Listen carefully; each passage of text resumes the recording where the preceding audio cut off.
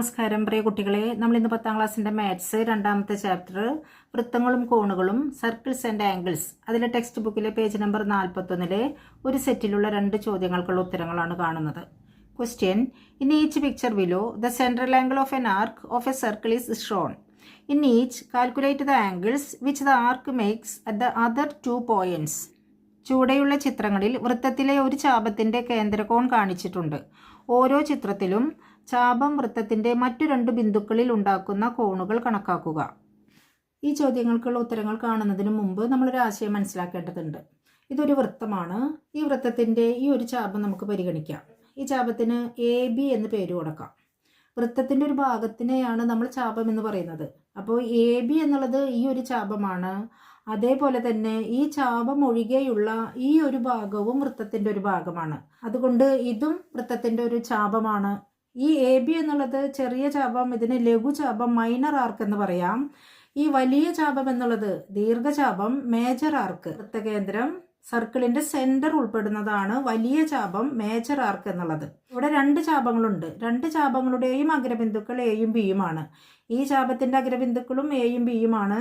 ഈ വലിയ ചാപത്തിന്റെ അഗ്രബിന്ദുക്കളും എയും ബിയുമാണ്. അപ്പോൾ AB എന്ന ചാപം എന്ന് പറയുമ്പോൾ ഒന്നുകിൽ ഈ ചാപമാവാം, അല്ലെങ്കിൽ ഈ വലിയ ചാപമാവാം. അത് വേർതിരിച്ചറിയുന്നതിന് നമ്മൾ മൂന്നാമതൊരു ലെറ്ററും കൂടെ ഉപയോഗിച്ചാൽ, ഇവിടെ P എന്നൊരു ലെറ്ററും കൂടെ ഉപയോഗിച്ചാൽ ചാപം APB എന്ന് പറയുമ്പോൾ ഈ ചാപമാണെന്ന് നമുക്ക് വ്യക്തമാവും.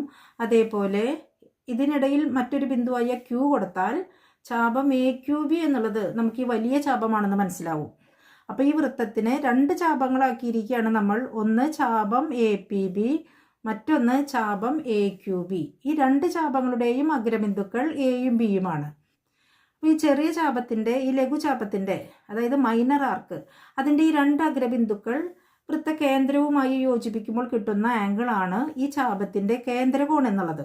വൃത്തകേന്ദ്രം O ആണെങ്കിൽ ഈ ചാപം ABയുടെ 2 അഗ്രബിന്ദുക്കൾ വൃത്തകേന്ദ്രവുമായി യോജിപ്പിക്കുമ്പോൾ കിട്ടുന്ന ഈ ആംഗിൾ AOB ആണ് ഈ ചാപം വൃത്തകേന്ദ്രത്തിൽ ഉണ്ടാക്കുന്ന കോൺ. അതേപോലെ ഈ ചാപത്തിൻ്റെ ഈ 2 അഗ്രബിന്ദുക്കൾ ഈ ചാപത്തിലല്ലാതെ അതിൻ്റെ എതിരെയുള്ള വൃത്തത്തിലെ ഒരു ബിന്ദുവിൽ, വൃത്തത്തിലെ ഏതെങ്കിലും ഒരു ബിന്ദുവുമായി ഉണ്ടാക്കുന്ന ഈ കോണാണ് ഈ ചാപം വൃത്തത്തിലെ ഒരു ബിന്ദുവിൽ ഉണ്ടാക്കുന്ന കോൺ. ഈ 2 കോണുകൾ തമ്മിലുള്ള ബന്ധം നമുക്കറിയാം. ഈ ചാപം വൃത്തകേന്ദ്രവുമായി ഉണ്ടാക്കുന്ന കോണിൻ്റെ പകുതിയാണ് ഈ ചാപം അതിൻ്റെ എതിരെയുള്ള വൃത്തത്തിലെ ഒരു ബിന്ദുവുമായി ഉണ്ടാക്കുന്ന കോൺ. ഈ കോൺ X ആണെങ്കിൽ ഈ കോൺ X/2 ആയിരിക്കും. അപ്പോൾ ഈ ഒരു ചെറിയ ചാപം ഒഴികെയുള്ള ഈ ഒരു ഭാഗവും വൃത്തത്തിൻ്റെ ഭാഗമാണ്. അതുകൊണ്ട് അതും ഒരു ചാപമാണ്, ആർക്കാണെന്ന് നമ്മൾ പറഞ്ഞു. ആ വൃത്തകേന്ദ്രം സെൻറ്റർ ഉൾപ്പെടുന്ന ഈ ഒരു വൃത്തഭാഗത്തിനെ, ഈ ഒരു ചാപത്തിനെയാണ് നമ്മൾ ദീർഘചാപം മേജർ ആർക്ക് എന്ന് പറയുന്നത്. അപ്പോൾ ഈ വലിയ ചാപത്തിൻ്റെയും അഗ്രബിന്ദുക്കൾ എയും ബിയുമാണ്. ആ 2 അഗ്രബിന്ദുക്കൾ കേന്ദ്രവുമായി യോജിപ്പിക്കുമ്പോൾ കിട്ടുന്ന ആംഗിളാണ് ഈ ഒരു ആംഗിൾ. ഈ വലിയൊരു ചാപം മേജർ ആർക്ക് ഈ സർക്കിളിൻ്റെ സെൻറ്ററിൽ കേന്ദ്രത്തിൽ ഉണ്ടാക്കുന്ന കോണാണ്, ആംഗിളാണ് ഈ ഒരു ആംഗിൾ എന്നുള്ളത്. അപ്പോൾ ഈ വലിയ ചാപത്തിൻ്റെ അഗ്രബിന്ദുക്കളാണ് എയും ബിയും. ആ അഗ്രബിന്ദുക്കൾ ഈ ചാപത്തിലല്ലാതെ അതിൻ്റെ എതിരെയുള്ള വൃത്തഭാഗത്തിലെ ഒരു ബിന്ദുവിൽ ഉണ്ടാക്കുന്ന കോണാണ്, ആംഗിളാണ് ഈ ഒരു ആംഗിൾ എന്നുള്ളത്. ഇവ തമ്മിലുള്ള ബന്ധം നമുക്കറിയാം. നമ്മൾ നേരത്തെ പറഞ്ഞതുപോലെ തന്നെ ഈ ആംഗിളിൻ്റെ പകുതിയാണ് ഈ ആംഗിൾ. ഈ ആംഗിൾ Y ആണെങ്കിൽ ഈ ആംഗിൾ എന്നുള്ളത് Y/2 ആയിരിക്കും.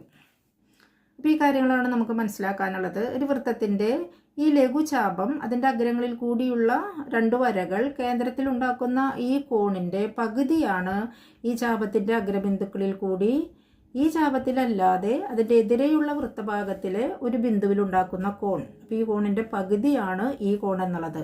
ഈ ലഘുചാപം ഒഴികെയുള്ള ഈ ഒരു ഭാഗമാണ് മേജർ ആർക്ക്, വലിയ ചാപം.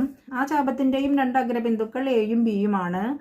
ആ 2 ബിന്ദുക്കൾ വൃത്തകേന്ദ്രവുമായി ഉണ്ടാക്കുന്ന കോണാണ്, ആംഗിളാണ് ഈ ഒരു ആംഗിള്. ഈ ചാപത്തിൻ്റെ അഗ്രബിന്ദുക്കൾ ഈ ചാപത്തിലല്ലാതെ എതിരെയുള്ള വൃത്തഭാഗത്തിലെ ഒരു ബിന്ദുവുമായി ഉണ്ടാക്കുന്ന കോണാണ് ഈ കോൺ എന്നുള്ളത്. ഈ കോണിൻ്റെ, ഈ ആംഗിളിൻ്റെ പകുതിയാണ് ഈ ഒരു ആംഗിൾ.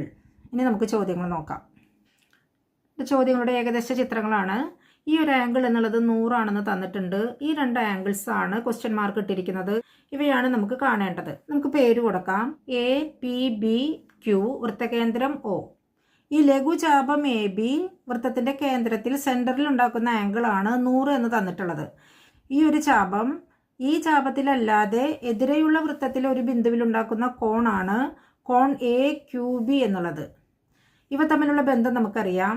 ഈ ചാപം വൃത്തകേന്ദ്രത്തിൽ ഉണ്ടാക്കുന്ന കോണിൻ്റെ പകുതിയാണ് ആ ചാപം എതിരെയുള്ള വൃത്തത്തിലെ ഒരു ബിന്ദുവിൽ ഉണ്ടാക്കുന്ന കോൺ എ ക്യൂ ബി എന്നുള്ളത്. അപ്പോൾ ആംഗിൾ എ ക്യൂ ബി സമം 100/2 സമം 50. അപ്പോൾ ഈ ആംഗിൾ 50 ആണ്. ഇനി വലിയ ചാപം എ ക്യൂ ബി പരിഗണിക്കാം. അത് വൃത്തകേന്ദ്രത്തിൽ ഉണ്ടാക്കുന്ന കോൺ ഈ ഒരു കോണാണ്. വൃത്തകേന്ദ്രത്തിന് ചുറ്റുമുള്ള കോണിൻ്റെ അളവ് 360 ആണെന്നറിയാം. അതിൽ നിന്ന് 100 മൈനസ് ചെയ്താൽ നമുക്ക് ഈ ഒരു ആംഗിൾ കിട്ടും. അപ്പോൾ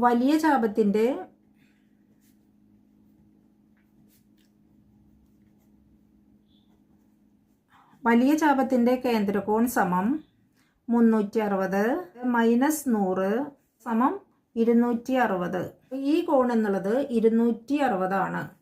ഇനി വലിയ ചാപം അതിനെതിരെയുള്ള വൃത്തത്തിലെ ഒരു ബിന്ദുവിൽ ഉണ്ടാക്കുന്ന കോണാണ് ഈ ഒരു കോൺ എന്നുള്ളത്. അത് 260ൻ്റെ പകുതിയായിരിക്കും. അപ്പോൾ ആംഗിൾ എ പി ബി എന്നുള്ളത് 260ൻ്റെ പകുതിയായിരിക്കും സമം 130. അപ്പോൾ ഈ ഒരു ആംഗിൾ എന്നുള്ളത് 130 ആണ്. അതിൻ്റെ റീസൺ കാരണമായിട്ട് ഇത് എഴുതുക. വൃത്തത്തിലെ ഒരു ചാപത്തിൻ്റെ അറ്റങ്ങൾ വൃത്തത്തിലെ ആ ചാപത്തിലല്ലാത്ത ഒരു ബിന്ദുവുമായി യോജിപ്പിച്ചാൽ ഉണ്ടാകുന്ന കോൺ ചാപത്തിൻ്റെ കേന്ദ്ര കോണിൻ്റെ പകുതിയാണ്. If the ends of an arc of a circle are joined to a point on the circle which is not a point on the arc itself then the angle so made is half the central angle of the arc. ഇതിൻ്റെ കാരണമായിട്ട് റീസണായിട്ട് എഴുതുക.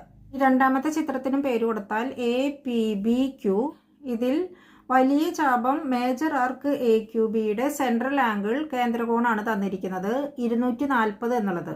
ആ വലിയ ചാപം major ആർക്ക് എതിരെയുള്ള വൃത്തഭാഗത്തിലെ ഒരു ബിന്ദുവിൽ ഉണ്ടാക്കുന്ന ഈ ആംഗിൾ എന്നുള്ളത് ഈ 240ൻ്റെ പകുതിയാണ്.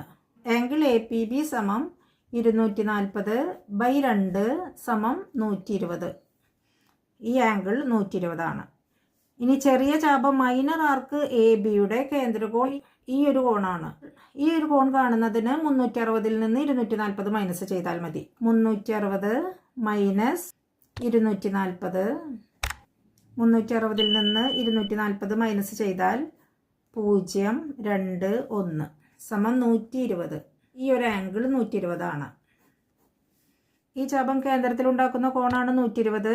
അതുകൊണ്ട് ഈ ചാപം എതിരെയുള്ള വൃത്തഭാഗത്തിലെ ഒരു ബിന്ദുവിൽ ഉണ്ടാക്കുന്ന കോൺ എ ക്യൂ ബി എന്നുള്ളത് 120ൻ്റെ പകുതി സമം 60. ഈ കോൺ 60 ആണ്. നേരത്തെ പറഞ്ഞ അതേ റീസൺ തന്നെ ഇതിനും എഴുതുക. ചലഞ്ചാണ്, ഒഴിവ് സമയത്ത് ട്രൈ ചെയ്യൂ കേട്ടോ. ഒരു കുളത്തിൽ സുഹൃത്തുക്കളായ 3 മീനുകളുണ്ടായിരുന്നു. അതിലൊന്നാമൻ വലിയ ബുദ്ധിമാനാണ്, രണ്ടാമൻ വലിയ തന്ത്രശാലിയുമാണ്, മൂന്നാമനാകട്ടെ വലിയ മടിയനും പരിശ്രമങ്ങളൊന്നുമില്ലാതെ ജീവിതത്തിൽ സംഭവിക്കുന്നതെല്ലാം വിധിയാണെന്നോർത്ത് സമാധാനിക്കുന്നവനുമായിരുന്നു. ഒരു ദിവസം 2 മുക്കുവന്മാർ അതിലെ നടന്നുപോയി. അതിലൊരാൾ പറഞ്ഞു, ഈ കുളത്തിൽ കുറേ മീനുകളുണ്ട്. നമുക്ക് നാളെ വന്ന് കുറച്ച് വെള്ളം വറ്റിച്ചാൽ കുറേ മീനുകളെ പിടിക്കാം. പിടയ്ക്കുന്ന മീനുകൾക്ക് നല്ല വിലയും കിട്ടും. ഇത് കേട്ട് ഒന്നാമൻ ഞെട്ടിപ്പോയി. അവൻ വേഗം വന്ന് തൻ്റെ കൂട്ടുകാരോട് വിവരങ്ങളെല്ലാം പറഞ്ഞു. എത്രയും പെട്ടെന്ന് നമുക്ക് ഇവിടുന്ന് രക്ഷപ്പെടണം. അതിലെ രണ്ടാമൻ പറഞ്ഞു, നാളെ അവർ വരുമോ എന്ന് നോക്കട്ടെ. വന്നില്ലെങ്കിൽ ഇത്രയും നല്ലൊരു കുളം നഷ്ടമാവുന്നത് വെറുതെയാവില്ലേ? അതുകൊണ്ട് ഞാൻ വരുന്നില്ല. മൂന്നാമൻ പറഞ്ഞു, പുതിയൊരു ജലാശയം കണ്ടെത്തുന്നത് ശ്രമകരമാണ്, ഞാനും വരുന്നില്ല. എന്തായാലും ഒന്നാമൻ എത്രയും പെട്ടെന്ന് ഒരു ഓവുചാലിൽ കൂടെ അവിടെ നിന്ന് രക്ഷപ്പെട്ടു. പിറ്റേ ദിവസം പറഞ്ഞതുപോലെ തന്നെ ഈ 2 മുക്കുവന്മാരും വന്നു. കുറേ വെള്ളം വറ്റിച്ചു, വല വീശി മീൻ പിടിച്ചു. അവരുടെ വലയിൽ നമ്മുടെ രണ്ടാമനും മൂന്നാമനും പെട്ടു. വലയിൽ നിന്ന് മീനുകളെയെല്ലാം കുട്ടയിലേക്ക് മാറ്റുന്നതിനിടയിൽ നമ്മുടെ തന്ത്രശാലിയായ രണ്ടാമൻ ചത്തതുപോലെ കിടന്നു. ചത്തതിന് അധികം വില കിട്ടില്ല എന്നുള്ളത് കൊണ്ട് തന്നെ അവർ അതിനെ തിരിച്ചു കുളത്തിലേക്കിട്ടു. മൂന്നാമനാകട്ടെ അങ്ങനെയൊരു വിവേകവും തോന്നിയില്ല. അവൻ അവരുടെ കുട്ടയിലുമായി. ശരിയായ സമയത്ത് ശരിയായ ബുദ്ധിയും വിവേകവും പരിശ്രമവും ഉണ്ടാവേണ്ടത് അനിവാര്യമാണ്. You are amazing. Thank you.